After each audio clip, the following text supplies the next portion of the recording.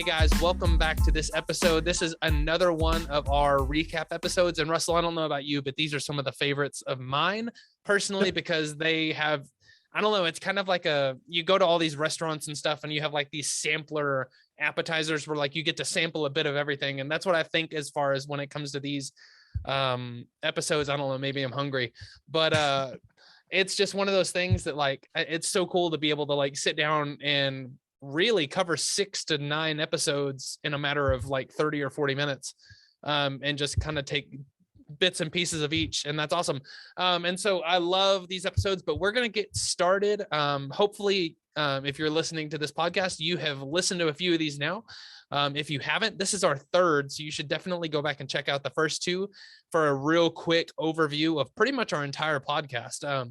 We do roughly 15 to 17 episodes every season, or every kind of segment of our podcast, and then we go back and do a recap, just so if you're a new listener, you haven't missed anything and you can catch up real quick. But Russell, let's go ahead and get started with yours. Okay. Man, what are your top 3 since January 13th?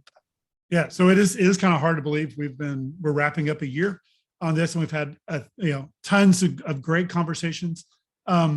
And as always, I say this every time we do a recap, it's hard to go back and pick 1 or 2 or 3. But I do want to bring a couple to everyone's attention. Like, these are 3 that I think probably give some practical wisdom for youth ministry. And it's kind of funny because that's the first episode we have is David Fraser, Dr. David Fraser. And David Fraser is a assistant professor for family and youth ministry. And he has been with youth ministry and working with families and students for 30 plus years. And so really this episode, we just sit down and I pick his brain. I say, hey, we've got some new youth leaders. We've got some volunteer youth leaders. We have some bivocational youth leaders. We have some full-time youth leaders. What would you tell them? And so I just allow him to dump his 32 years of wisdom. He doesn't get it all in there, but he just unloads some of his most practical and helpful youth ministry thoughts. Some are very practical, some are very hands-on, and some are more things to think about. But I'm just going to play a short clip from that, but just know that this is just one sample of all the wisdom that is contained in this episode.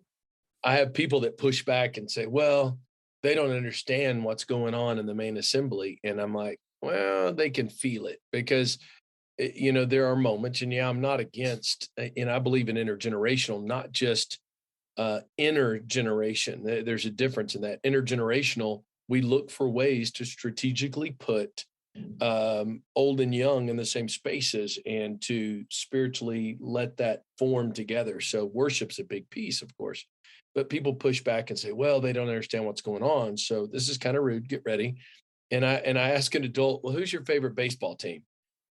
And they'll say this. I said, how do your kids dress? Well, they dress in that favorite baseball team. Do you ever take them to a game? Absolutely. Well, why? Because they got to know this is our team. And I'm like, do they understand what a double play is? Do they really understand what's going on? No, but that's my team. I'm like, exactly.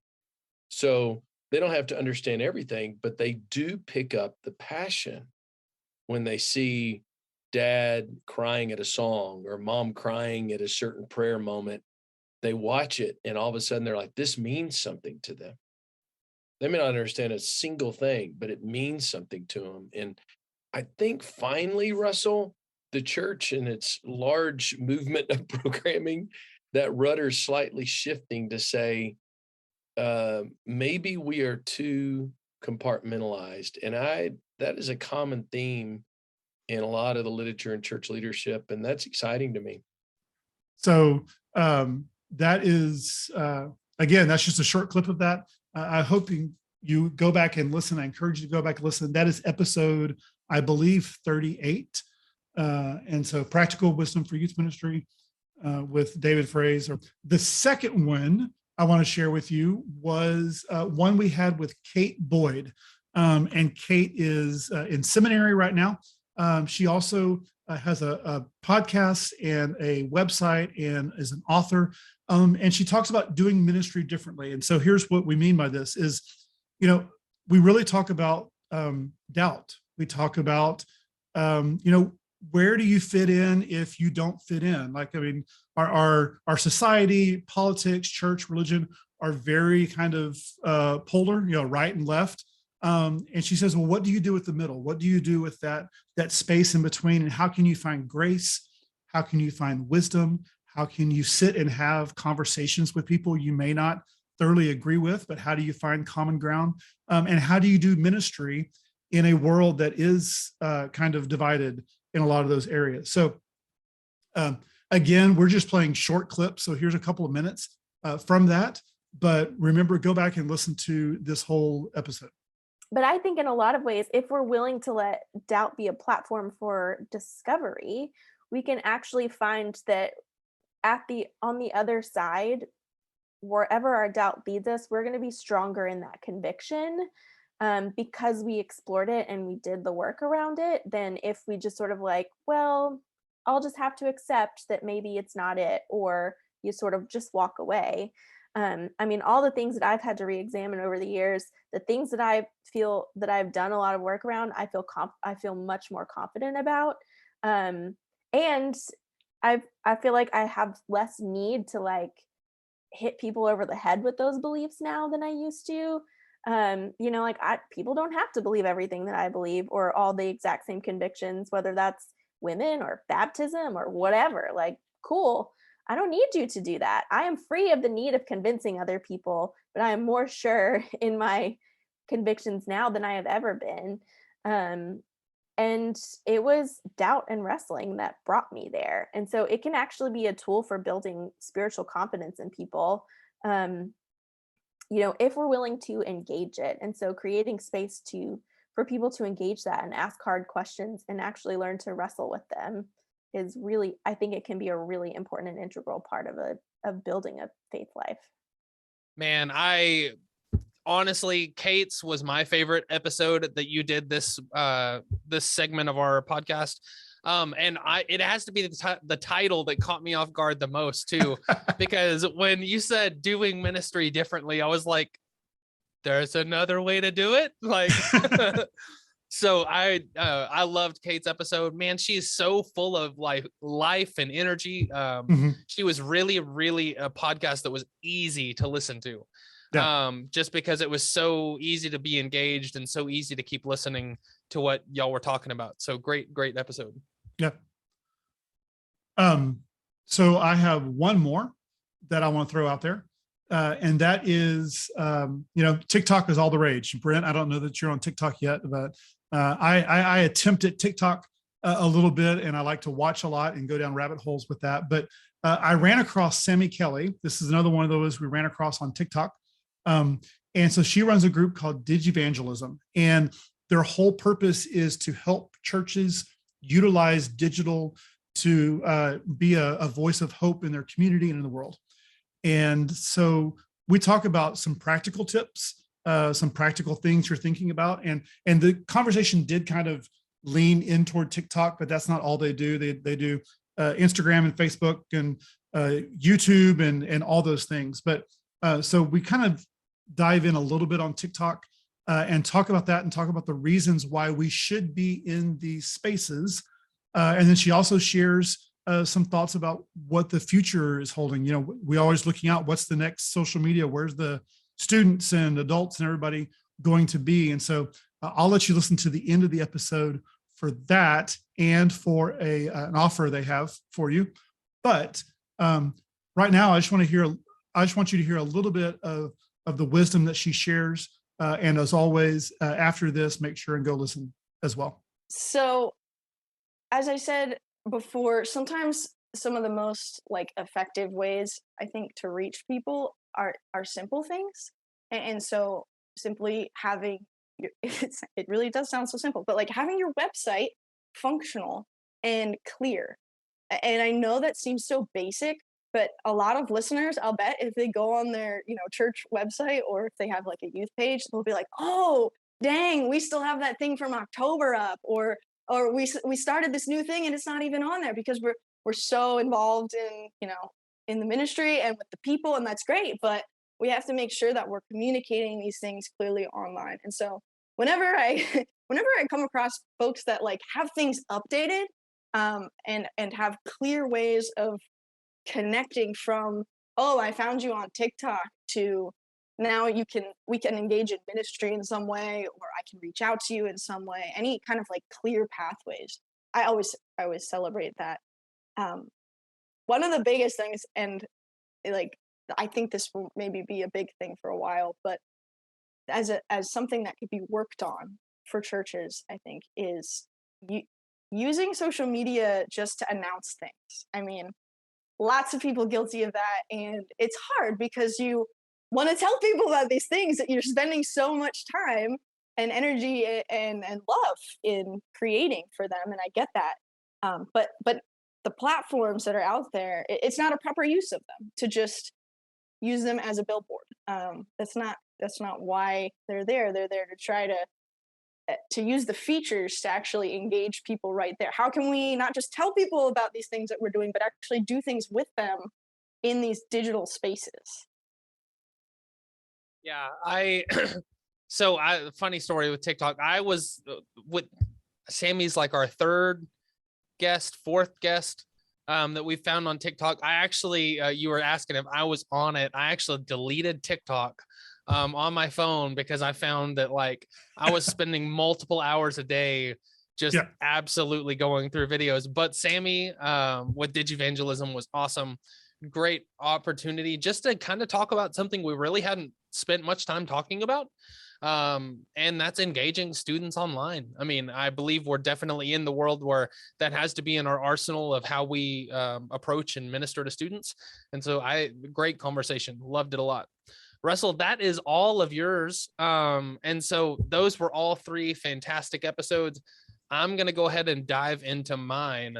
And I have to say, this was a season of, or this was a segment. I say segment and not season because we're calling our year durations of content seasons.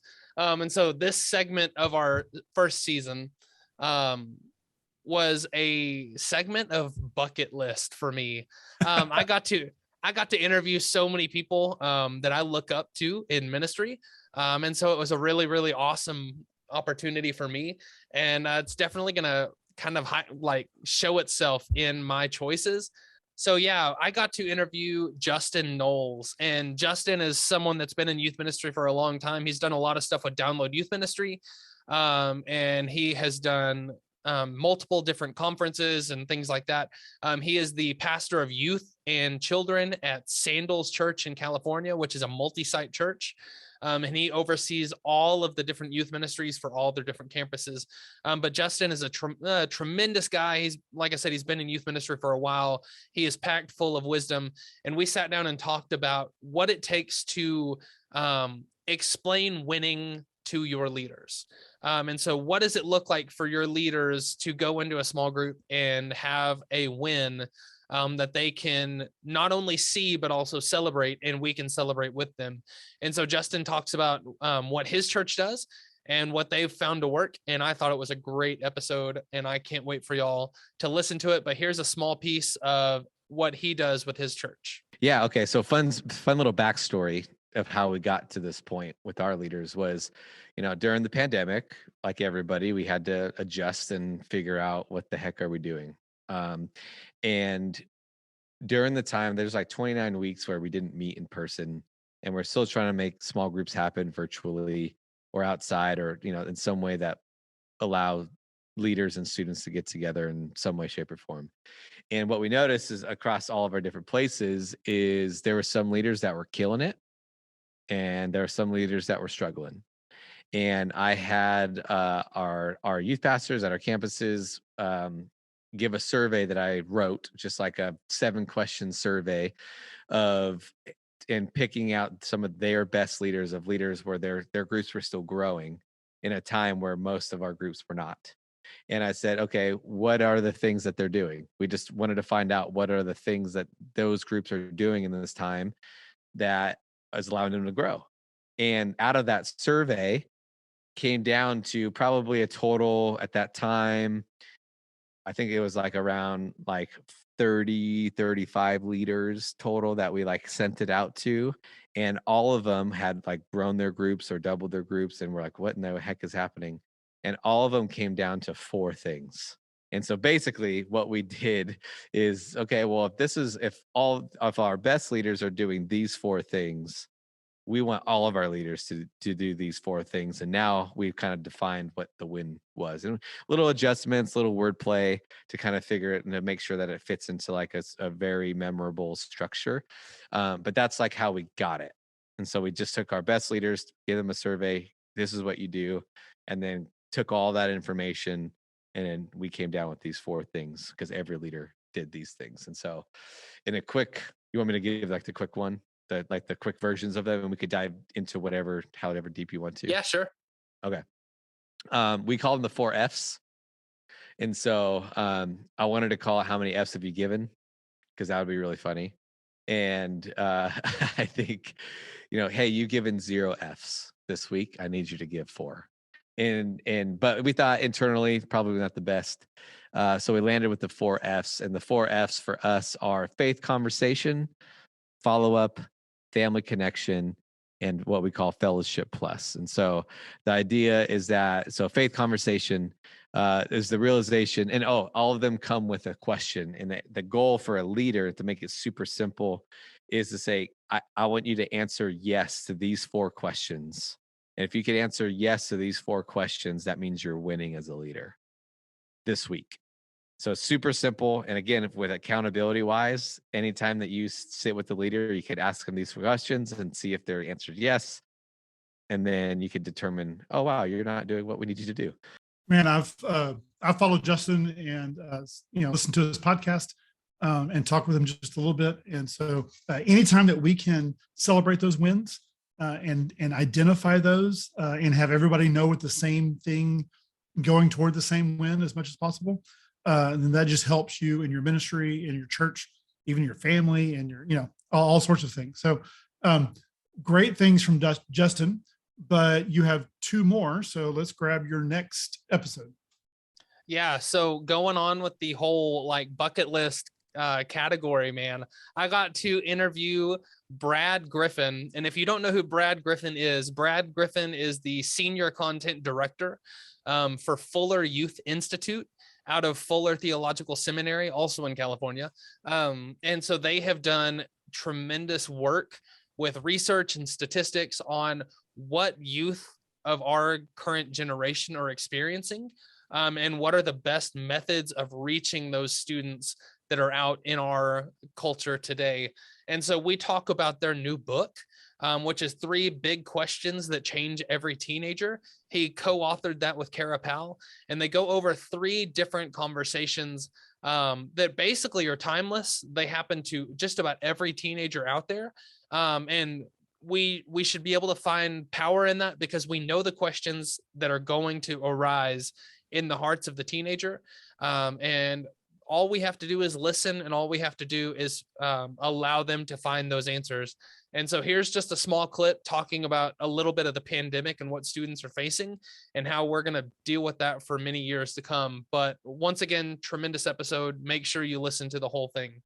Yeah. And it's here, looking at research during the pandemic, the first year of the pandemic, anxiety tripled, depression among young people quadrupled, a 4-fold increase in reported depression. And what we're seeing now is that some of the ongoing effects of uncertainty are what keep anxiety, really at crisis levels. And suicide attempts and ideation are at crisis levels.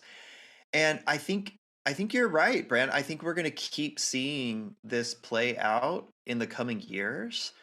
I feel like about 6 months into the pandemic, we were wondering, okay, how will teenagers get over this? How will they sort of move on? And even wondering, okay, a year from now, will we even be talking about this? Now that we're 2 years in, we're realizing, okay, this is shaping the rest of their lives. This is part of their story. It will always be part of their story. They will talk about this with their grandkids. And part of that narrative and what they talk about is going to be shaped by what we're doing now. And, are we with them? Are we helping them manage and learn to navigate their anxiety? Are we helping them learn to build resilience? Because you can walk out of this with languishing, and that's kind of a research term that people are using, that, or despair, hopelessness, cynicism, a jaded view of life, or you can walk forward with resilience, with hope, with openness to what's coming. But the grind of uncertainty, it's wearing on all of us. I mean, everybody's feeling exhausted and overwhelmed and overdone. But that's manifesting in young people in some alarming ways that I think they really need us to be paying attention to and honest about and walking with them through. You mentioned that he's with the Fuller Youth Institute, and I think we've had several guests. Walt Mueller's been with them and done a lot of stuff with them. David Fraser has. So I encourage you, as you were listening to this, maybe we'll highlight some of those and we'll do a Fuller Youth Institute collection, just like a TikTok collection, and put that out there. But that was 2. What is your final highlighted episode for this season? Yeah, so I have to say that I was a little strapped for picking a third because just all of them were so good. But if I had to pick one, it would have to be my second to last episode of this segment of our season, and that would be Simply Evangelism with Caleb Davis. And so Caleb Davis runs a nonprofit in Atlanta, Georgia called Simply Love Jesus. And they do a lot of just college ministry. They do a lot of youth ministry and adult ministry as well. And it's all geared towards teaching people how to evangelize. And it's basically just this mindset of, we've been doing evangelism in a very technical, like complicated method. And in all reality, it should be a lot more simple than that. And so what does it mean to simply love Jesus? And so he talks a little bit about his heart and a little bit about what they do and how to evangelize to students in this clip. And once again, fantastic episode. Loved it. But here's that clip. I was just going to say, like, piggybacking on what you said, like, if you just hand someone a little gospel tract, you say, here, this is what you are. Like, imagine if you just gave that to a kid who's struggling with identity, a kid who's struggling with whether he even belongs in this world. And yet he looks at a gospel tract that is filled with, you're a piece of crap and you need to believe in Jesus. I'm like, well, that's great. That's not going to lift me up. That's like, you need to be saved from all your sins. Like, okay, like, that's great. Like, that doesn't receive as good news. Like, when I was, I'll just put it this way, for all the youth pastors who may be tuning in, if you want your small group leaders to win, and your small group leaders are struggling, they want to know how they can win with their students if they're not paying attention, just have them shift gears and pay attention in different ways. Instead of trying to get them to pay attention to the small group questions, maybe over time as they're talking to them, have your small group leaders pay attention to what's going on in their students' lives. Ask them questions about, like, hey, what are you excited about? Like, what's going on in your world? And the kid could, through conversation, could just reveal that they're really stressed out because of school, or they're stressed out because of their parents, and you hear a lot of these tensions that are rolling in their shoulders. Well, if he's stressed out, how do I unstressify him? Like, let me go take him out to coffee. Let me just, like, one of the ways I did this was we had there's these two students. They're twins, and they're pretty stressed out. They're pretty high achievers, and their parents had pretty high expectations on them. And so I decided that every 2 weeks that I would pick them up from school, and I would take them early. I would go take them to breakfast, and we go get breakfast, and we go hang out, and then I would just go drop them off at school. And so their parents, you got to serve their parents, and you got to serve the students, because you got to kind of take a little bit of stress off. You got to throw off their schedule a little bit with something nice. So if youth pastors, if you're listening to this, just encourage your small group leaders and you yourself, obviously, but is to pay attention to how your students are feeling. Pay attention to what your students going on in your students' lives. And instead of just trying to address the needs specifically of what they're saying, hear what's going on underneath. Maybe you can't solve the stress. Maybe you can't make them a better sports player. Maybe you can't make them better at their grades. Maybe you can tutor them, but maybe you just need to address the stress. Maybe you just need to address the frustration. Maybe you just need to do something to address that emotion and then relieve that tension. And by doing that, you're providing good news for them. Yeah, that one was a great one. I don't know if y'all know this, but Brent does a lot of the website work. I do a lot of the editing of audio. And sometimes I get so lost in the episode that I forget I'm supposed to be doing stuff with the audio. And that was one that I had to go back and edit and listen at the same, different times, because just listening to all that. And so definitely great stuff from him. So you shared your 3 favorites and I shared my 3 favorites, or just the ones we wanted to highlight. It's not necessarily favorites. But one of the things we asked for our listeners to do, and we had a few responses, not a whole lot, but a few responses, was to share your listeners' favorites. And so I just want to highlight those 3 real quick.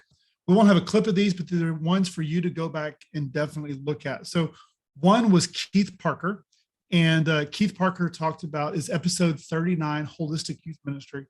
And a lot of times we get in the weeds and we get into what's going on week to week, day to day.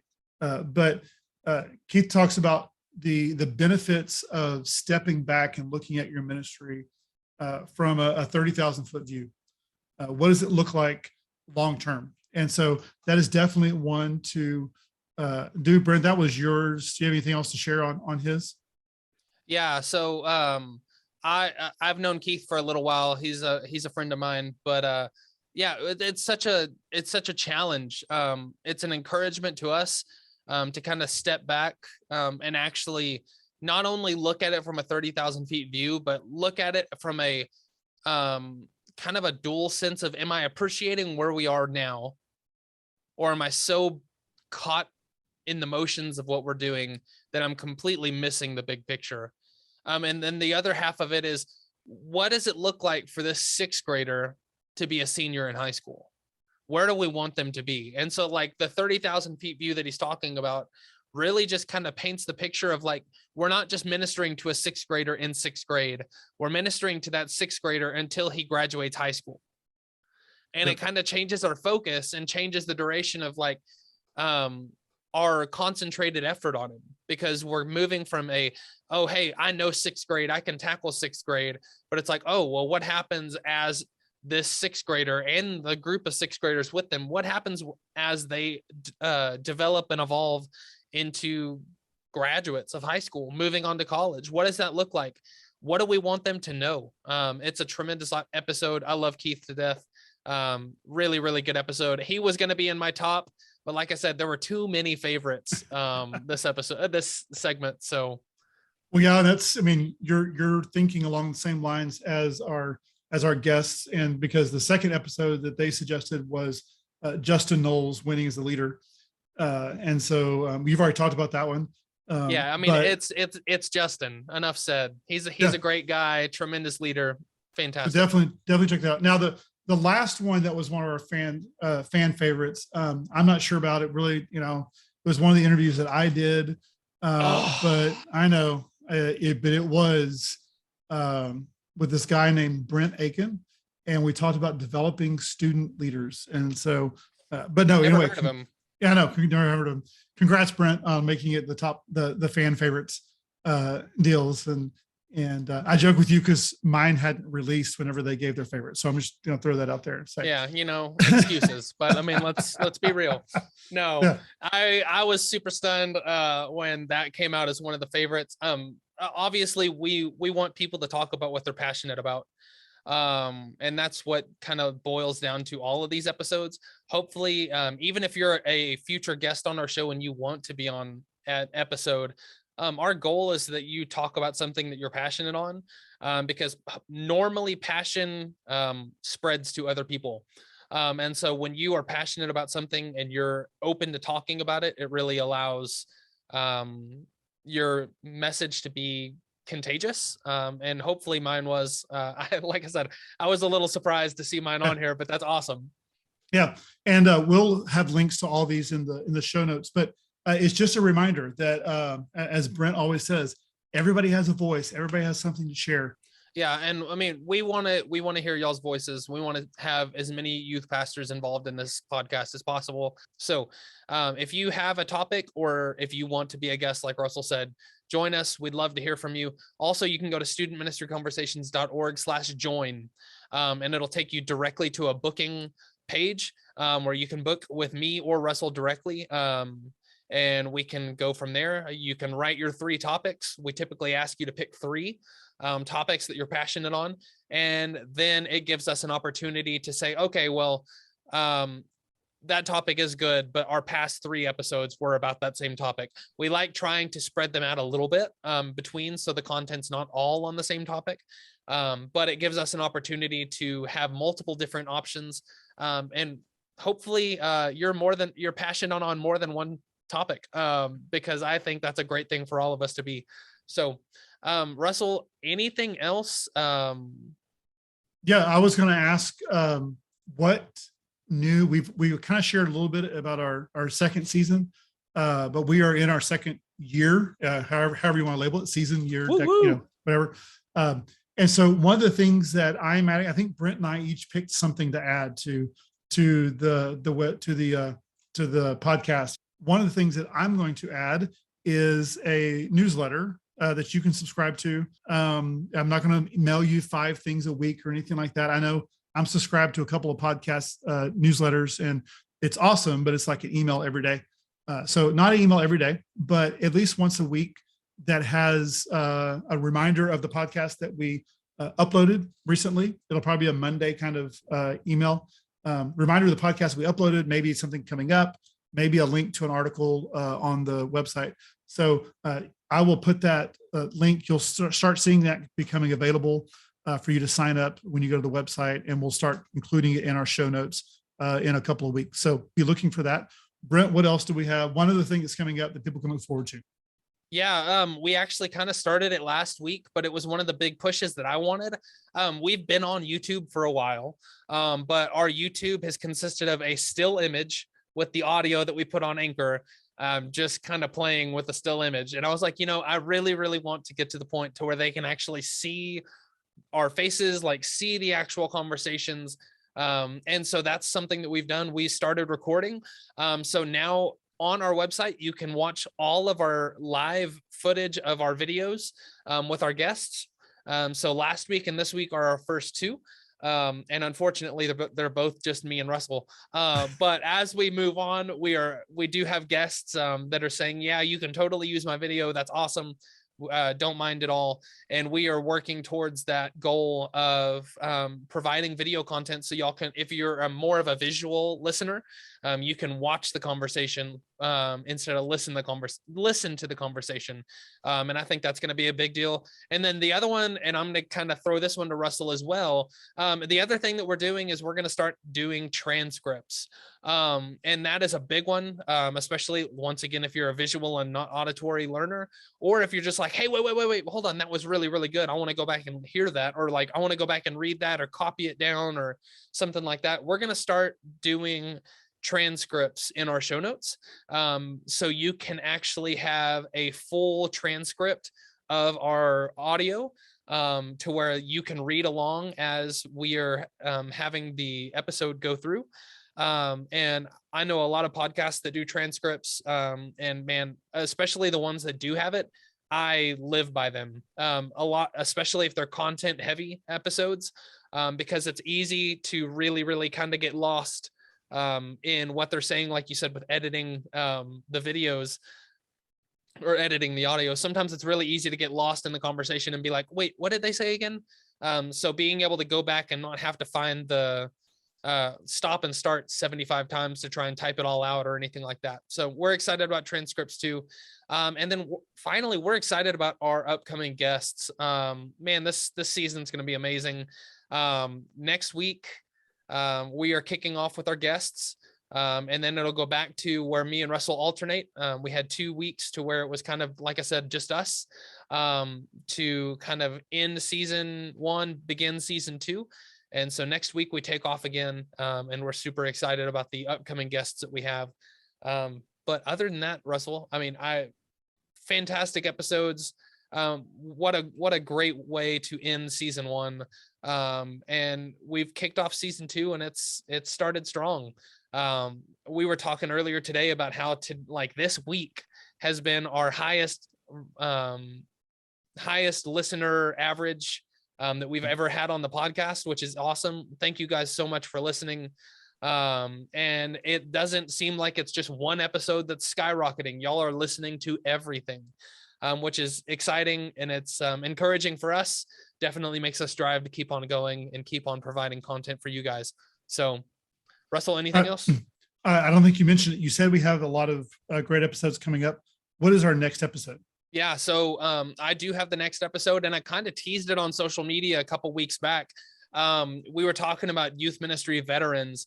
I sit down with Josh Griffin next week. And Josh is one of the founders of Download Youth Ministry. He has been a youth pastor in multiple churches all over the place. He does a lot of work with Doug Fields. They are doing a lot of great work as far as what encouraging and equipping the first few year youth pastors that are out there, where you're in your first to third year of youth ministry and just getting your feet wet. And we talk about all that next week. But it's really, really an encouraging conversation. And I can't wait especially if you're a new one, you need to listen next week, because it is a great episode for you to listen in on. Josh is full of wisdom, full of a lot of things, but wisdom is one of them. And I love Josh to death. He's the biggest Star Wars nerd you'll ever meet. And he's such a fantastic guy. So, but yeah, that's next week.